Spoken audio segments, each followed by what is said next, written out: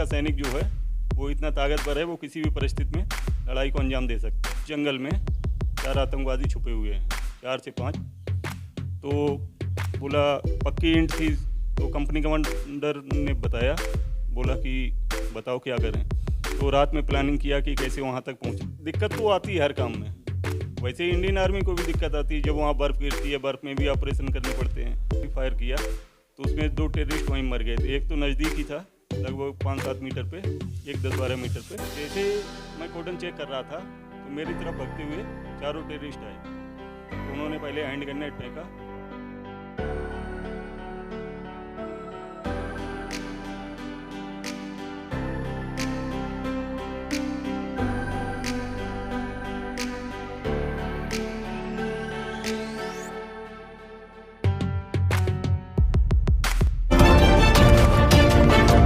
अपनी बेजोड़ निडरता व अभूतपूर्व साहसिक कार्रवाई का प्रदर्शन करते हुए भयंकर गोलीबारी और नजदीकी लड़ाई में एक आतंकवादी को मार गिराया। बाद में मारे गए आतंकवादी की पहचान कैटेगरी A++ आतंकवादी के रूप में हुई। व्यक्तिगत सुरक्षा की परवाह किए बिना आप रेंगते हुए आगे बढ़े और साहस पूर्वक आतंकवादियों के बच निकलने के रास्ते को आपने बंद कर दिया तथा अपनी घेराबंदी को मजबूत किया, जिससे 4 आतंकवादियों को मार गिराने में सफलता मिली। इस प्रकार आपने अदम्य साहस, दिमागी सूझबूझ, उदाहरणात्मक पहल और अपूर्व साहस का प्रदर्शन करते हुए एक खूंखार आतंकवादी को मार गिराया। हवलदार आलोक कुमार दुबे।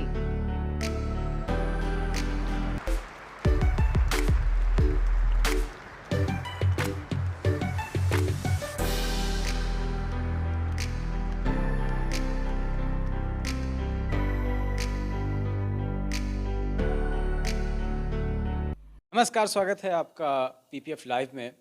मैं शिवम शुक्ला।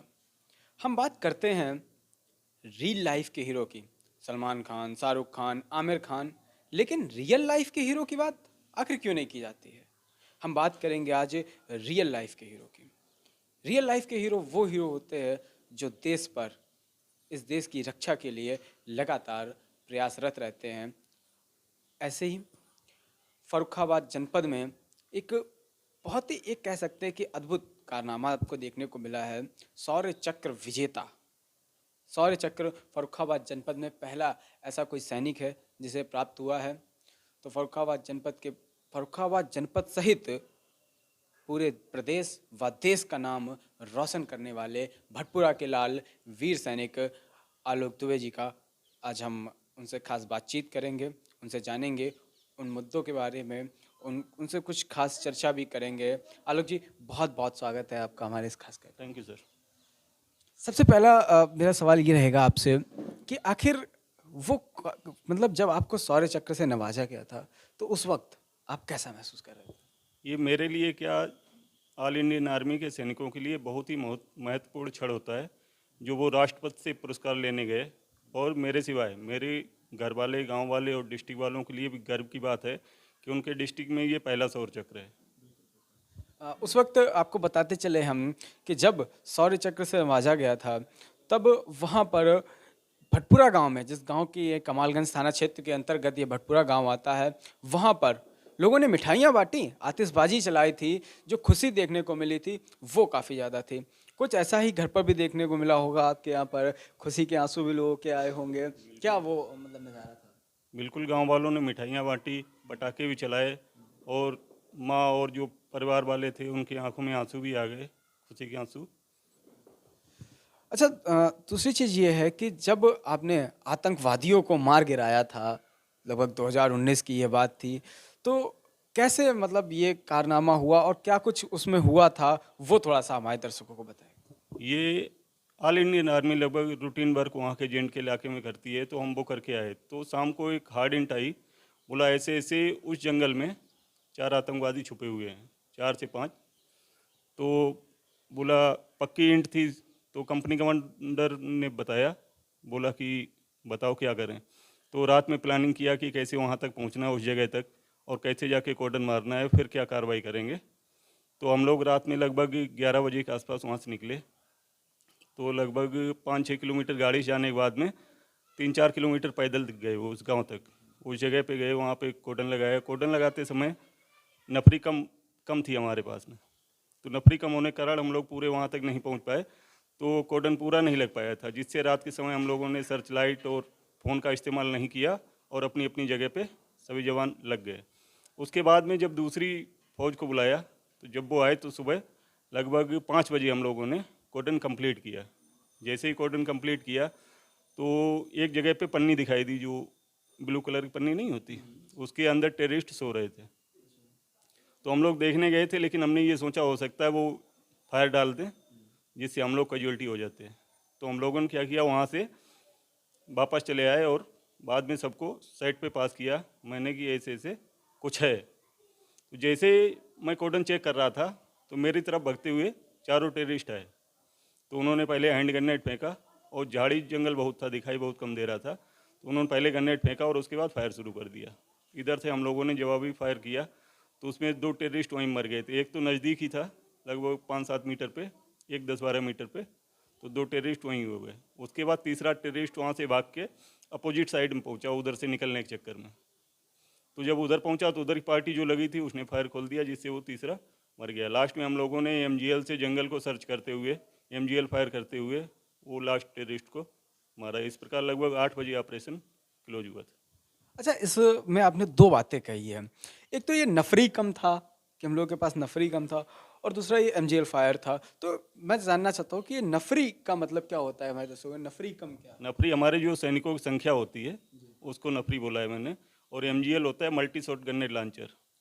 हाँ, उससे क्या है, हम नॉर्मल गाड़ी पे भी फायर कर सकते हैं और खुले में भी फायर कर सकते हैं दुश्मन के ऊपर। अच्छा, वो जो तिरपाल जो आपने बताई है ब्लू कलर की पन्नी थी, तो हम इसे नॉर्मल भाषा में आके कह सकते हैं कि वो तिरपाल से तान के वो लोग सो रहे थे, और नहीं, ओढ़ के सो रहे थे। ओढ़ के सो रहे थे वहाँ पर। एक होता है कि जैसे अगर हम देख सकते हैं कि अक्सर देखा गया है कि जब रामनगरिया लगती है हाँ, वो तो रामनगरिया में वो झोपड़ी टाइप की होती है, वो तिरपाल तानते हैं, ठीक है, और ये एक ब्लू कलर की पन्नी टाइप की तान के ओढ़ के सो रहे थे। उसी दौरान ये सब कुछ हुआ था। अच्छा, दूसरा है कि उसमें A+ कैटेगरी के भी कुछ आतंकवादी थे। हाँ, एक आतंकवादी उसमें A+ कैटेगरी का भी था। तो कुछ नाम वगैरह उनका पता है? उसका शौकत अहमद मीर नाम था। वो A++ कैटेगरी का था। वो काफ़ी पुराना टेररिस्ट था, 2007 का बना हुआ था। 2007 का कैटेगरी तो अपने आप में एक बड़ी उपलब्धि रही है कि 2007 के एक A+ कैटेगरी के जो आतंकवादी थे उन्हें मार गिराया गया था। सबसे बड़ी बात है कि हम आइडियल मान तो लेते हैं कि हमारे आइडियल कौन है। आपको लोगों के जो युवा हैं, नौजवान हैं, उनकी पर्स में आपको फ़ोटो देखने को मिलेंगी, लेकिन फ़ोटो किन की होंगी? सलमान खान, शाहरुख खान, आमिर खान, इन लोगों की होंगी। लेकिन फ़ोटो हम याद क्यों नहीं रखते हैं? जो हमारे देश के जवान होते हैं, क्यों नहीं उनकी फ़ोटो हमें आपके पर्स में मिलती हैं, आपके वॉलेट में मिलती हैं? आखिर क्यों उनकी चर्चा नहीं की जाती है? अगर कोई नेता आता है, कोई अभिनेता आता है, तो उसकी चर्चा होती है, लोग इंटरव्यू के लिए भागते हैं, सोशल मीडिया पर सेल्फी के लिए भागते हैं। लेकिन भारतीय जवानों के जो देश पर लगातार लड़ रहे हैं, उनकी बात नहीं की जाती है। नौजवान आज भटक रहे हैं, ऐसा क्या कारण है नौजवानों को भटकने के लिए? आखिर क्या आप संदेश कोई नौजवानों को देना चाहें? ये बेरोजगारी काफ़ी अधिक बढ़ गई है, तो नौजवान को तो भटकना ही पड़ेगा। उसके बाद अपने डिस्ट्रिक्ट की जो हैं, तो जो पहले सेंटर में ओपन भर्ती होती थी, अभी वो बंद हो चुकी है। रिलेशन भर्ती होती है ओनली सेंटर में, जिससे अपने यहाँ का जवान आगरा या बरेली में जाके भर्ती देखता है। तो अगर ओपन भर्ती यहाँ सेंटर में होने लगे तो अपने जो डिस्ट्रिक्ट के जवान हैं वो ज़्यादा से ज़्यादा भर्ती हो सकते हैं और देश की सेवा करेंगे। ओपन भर्ती, हमारे दर्शक जानना चाहेंगे कि ये ओपन भर्ती जो होती है, ये किस टाइप की भर्ती है? आखिर इसमें कौन कौन लोग के मतलब कैसे क्या होता है, और रिलेशन भर्ती है, ये क्या है? ओपन भर्ती होती है, जैसे सभी कास्ट के पहले कॉल लेटर आते थे, तो अभी तो ओपन भर्ती का मतलब है डायरेक्ट जाके वहाँ भर्ती हो सकते हो। जैसे डेट मिली अपने को 19, 20, 21 को, तो सभी जवान जाएंगे वहाँ अपने अपने जैसे राजपूत, ब्राह्मण, यादव जो भी हैं कास्ट वाइज, वैसे अपनी लाइनों में लग जाएंगे और सीधा डायरेक्ट भर्ती होती है। और एक होता है कॉल लेटर से। तो अभी ओपन भर्ती का मतलब है यहाँ भर्ती अगर खुल जाए तो हमारे यहाँ का जवान यहीं भर्ती हो सकता है ना कि आगरा जाके या लखनऊ जाके भर्ती होना पड़ेगा। तो रिलेशन भर्ती ना होकर अगर ओपन भर्ती होती है तो अपने डिस्ट्रिक्ट के जो भी जवान हैं, अपने डिस्ट्रिक्ट है कन्नौज डिस्ट्रिक्ट के हैं, तो वो यहाँ भर्ती देख सकते हैं। अच्छा, दुश्मन लगातार वहाँ पर आक्रमण करते रहते हैं, क्या टेम्परेचर वगैरह अगर इस वक्त की हम बात करें तो इस वक्त कैसा वहाँ पर टेम्परेचर रहता है, या फिर गर्मियों में क्या आलम रहता है वहाँ के, आप लोग वहाँ पर मौजूद रहते हैं, कितनी कठिनाइयों का सामना करना पड़ता है, और क्या कुछ सुविधाएं जो हैं वो मिल पाती हैं उस हद तक आप लोगों को, या नहीं मिल पाती? बिल्कुल सुविधाएं मिलती हैं, ऐसा कुछ भी नहीं है। हमारे पास में ऐसे कोट पार्का वगैरह दिए गए हैं जिनसे सर्दी भी कम लगती है। प्लस दिक्कत तो आती है हर काम में, वैसे ही इंडियन आर्मी को भी दिक्कत आती है जब वहाँ बर्फ़ गिरती है, बर्फ़ में भी ऑपरेशन करने पड़ते हैं।